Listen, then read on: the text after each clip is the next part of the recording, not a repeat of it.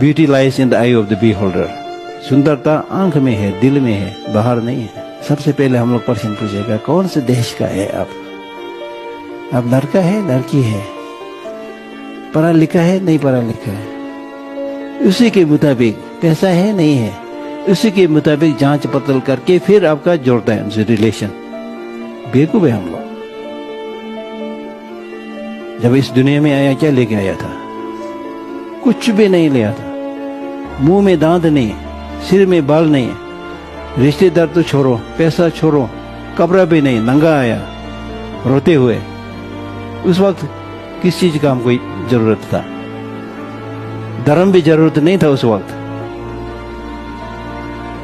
तो जन्म होते ही बच्चा क्या करता है? रोता है। अमेरिकन बच्चा हो या चाइनीज बच्चा हो, कोई फर्क नहीं। सबसे पहले क्या करता है बच्चा?